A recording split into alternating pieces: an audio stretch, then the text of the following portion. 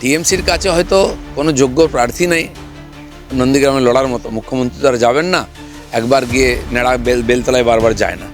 তো সেই জন্য ওখানে আমাদের কাছ থেকে ধার নিয়ে লড়াতে হয়েছে ওদেরকে। আমাদের পার্টিতেও আছেন, কাল পর্যন্ত টিএমসি ছিলেন, আজকে প্রার্থী হয়েছেন, এরকমও আছে। এর আগের বারে তো বেশি ছিল, এবার একটু আমরা কম করেছি। বহু লোক লাইনে আছেন ভোটে টিকিট নেওয়ার জন্য, যারা টিকিট পাননি তারা আবার যোগাযোগ করছেন কাল থেকে ডিক্লেয়ার হওয়ার পরে।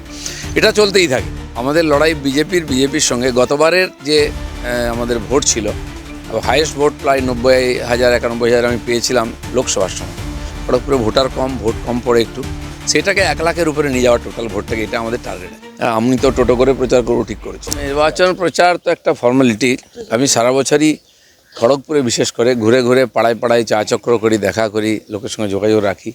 সামাজিক অনুষ্ঠান, পূজা পাঠে যাই, ওখানে শত শত মন্দির, বিভিন্ন ভাষাভাষীর মন্দির, সারা বছর কিছু কিছু অনুষ্ঠান থাকে মন্দিরে। আজকে যেমন 3টে মন্দিরের প্রোগ্রামে যাব, সেজন্য এর মাধ্যমে সবসময় সবার সঙ্গে জীবন্ত সম্পর্ক থাকেই। তো নির্বাচন একটা আলাদা আঙ্গিক, উৎসবের মুডে আমরা করি।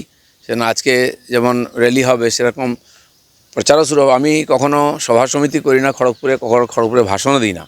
যা করি ফেস টু ফেস লোকের সঙ্গে কথা বলি, সেভাবেই করব। লোকের সঙ্গে পাড়ায় যাব, দেখা করব, কথা বলবো, সবার সঙ্গে কথা শুনবো, এইভাবেই প্রচার হবে। একটা বড় সভাও হবে, হয়তো প্রধানমন্ত্রী আসতে পারেন বা স্বরাষ্ট্রমন্ত্রীও আসতে পারেন। খড়গপুরে প্রত্যেকবার মাননীয় প্রধানমন্ত্রী আসেন, তো সেটা তো কেন্দ্র ঠিক করবে, রাজ্য ঠিক করবে। আমরা ওখানে স্থানীয়ভাবে সাধারণ লোকের সঙ্গে দেখা সাক্ষাৎ করব।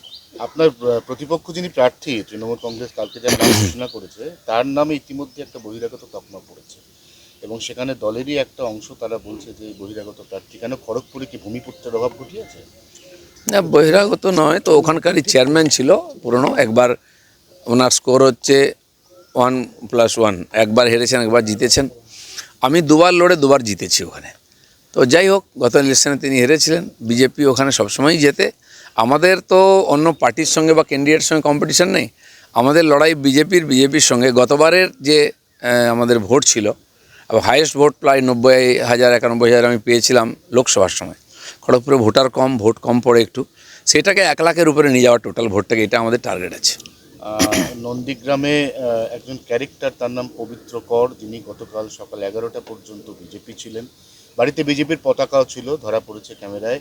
তারপর হঠাৎ করে 12টা থেকে বিজেপির পতাকা একটু একটু করে সরতে শুরু করে। তারপর কোলাকুলির একটা ভিডিও অভিষেকের সঙ্গে ভাইরাল হয় এবং তারপর দেখা যায় তিনি শুভেন্দু অধিকারীর বিরুদ্ধে নন্দীগ্রামের তৃণমূলের প্রার্থী। না দেখুন, ইলেকশন এলেই অনেক এরকম অদল বদল হয়। আমাদের পার্টিতেও আছেন, কাল পর্যন্ত টিএমসি ছিলেন, আজকে প্রার্থী হয়েছেন, এরকমও আছে। এর আগের বারে তো বেশি ছিল, এবার একটু আমরা কম করেছি। বহু লোক লাইনে আছেন ভোটে টিকিট নেওয়ার জন্য, যারা টিকিট পাননি তারা আবার যোগাযোগ করছেন কাল থেকে ডিক্লেয়ার হওয়ার পরে। এটা চলতেই থাকে। হ্যাঁ, টিএমসির কাছে হয়তো কোনো যোগ্য প্রার্থী নেই নন্দীগ্রামে লড়ার মতো। মুখ্যমন্ত্রী তো আর যাবেন না, একবার গিয়ে নেড়া বেলতলায় বারবার যায় না। তো সেই জন্য ওখানে আমাদের কাছ থেকে ধার নিয়ে লড়াতে হয়েছে ওদেরকে। আর আমরাই বরঞ্চ মুখ্যমন্ত্রীকে ধাওয়া করে এতে পৌঁছে গেছি ভবানীপুরে, তাকে আটকাবার জন্য। শিক্ষক নিয়োগ দুর্নীতি কাণ্ডে দাগি যারা, তারা কেউ টিকিট পেলেন না। কিন্তু মজার ব্যাপারটা হচ্ছে রেশন দুর্নীতি কাণ্ডের যিনি মূল কাণ্ডারি, তিনি বহাল তবিয়তে টিকিট পেলেন। দেখুন, টিএমসি পার্টিতে কোনো নেতা বা এরকম কর্মী দাগি নয়, এটা খুঁজে পাওয়া মুশকিল। তাহলে ওই মানে চোর বাঁচতে গাঁ উজাড় হয়ে যাবে এরকম অবস্থা। তো তার মধ্যেই মন্দের ভালো করার চেষ্টা করেছেন মমতা ব্যানার্জি। নাহলে 74 জন এমএলএকে বাদ দেন, কি ভীষণ পরিস্থিতির মধ্যে উনি যাচ্ছেন। নাহলে যাকে তাকে দাঁড় করিয়ে দিয়ে বলতেন যে আমি 294টা ক্যান্ডিডেট, সে বলার দিন চলে গেছে। বা সততার প্রতীকও বলতে পারবেন না, কারণ দুর্নীতির প্রতীক হয়ে গেছে টিএমসি এবং তার মুখ হচ্ছেন মমতা ব্যানার্জি। সেজন্য কঠিন পরিস্থিতির মধ্যে আছেন। সেজন্য কার বিরুদ্ধে লড়বেন ঠিক করতে পারছেন না। সেন্ট্রাল ফোর্সের বিরুদ্ধে লড়ছেন, নির্বাচন কমিশনের বিরুদ্ধে, আদালতের বিরুদ্ধে ধর্ণা দিচ্ছেন। পরিস্থিতি খুব খারাপ, পরিবর্তন হবেই। বেলেঘাটার তৃণমূল প্রার্থী এবার কোন ধরনের গাড়িতে প্রচারে যাবেন বলে আপনার ধারণা? দেখুন, আমি জানি না উনি কোন গাড়িতে যাবেন, কি হেঁটে যাবেন। নির্বাচন তো হেঁটে করা উচিত। পা ভেঙেছে, হাঁটতে পারবেন না, পছন্দের গাড়ি কোন? সমস্যা। আমি জানি না কোন গাড়ি উনি চড়েন। আমি তো টোটো করে প্রচার করবো ঠিক করেছি। দিলীপ দা, পার্টির ভিতরে হোক পার্টির বাইরে হোক, যখনই আপনার বিরুদ্ধে সমালোচনা হয়েছে, আপনি নিজের পয়েন্ট অফ ভিউ কখনো রাখতে ছাড়েননি এবং আপনি সবসময় নিজের পয়েন্ট অফ ভিউ রেখেছেন। পরবর্তীতে কি প্রচারের সময় একইভাবে দেখা যাবে? দেখুন, কে কি বলবে ভেবে আমি কি সত্য কথা বলবো না? আমার নীতি আদর্শ কি ছেড়ে দেবো নাকি? দিলীপ ঘোষ ওই টাইপের নয়। তাতে কার কী লাভ হয় জানি না, আমার তো লাভ হয় না মিথ্যা বলে। আর লোকে আমার কাছ থেকে সত্যটাই শুনতে চায়, সোজাসুজি শুনতে চায়। আমি রাজনীতিটাকে সোজা করার চেষ্টা করেছি, আর মানুষ গ্রহণ করেছে। স্বপ্না বর্মন সহ একাধিক প্রার্থীকে ঘিরে উত্তরবঙ্গ অলরেডি দল ছাড়াছাড়ির হিড়িক শুরু হয়ে গেছে।